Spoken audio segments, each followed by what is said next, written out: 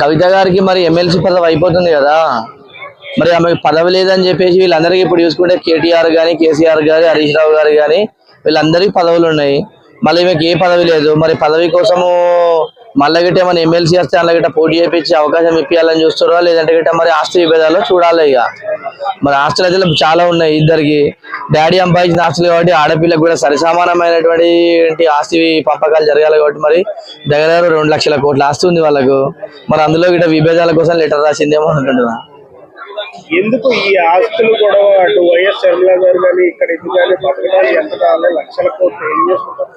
ఎందుకంటే డబ్బు మీద వ్యామోహం ఉన్న వాళ్ళు అంతే ఉంటుంది. ఎందుకంటే ఇన్ని రోజులు డబ్బులు అలా పుట్టి పెరిగినప్పుడు డబ్బులు ఇవ్వకుంటే గట్ట ఏ విధంగా ఉంటుందని చెప్పేసి షర్మిల గారు కూడా చూస్తే వారు కూడా అట్లే చేసారు.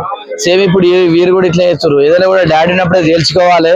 డాడీకి మరి ఇప్పుడు పెద్ద మనిషి ఎప్పుడు ఏ సమయంలో ఎట్లుంటాడని చెప్పేసి అనుకొని కవిత గారు ముందస్తుగానే ఇవన్నీ గిట్ట ప్రయోగాలు చేస్తుందని చెప్పేసి అనుకుంటున్నా. లెటర్ రాయాల్సిన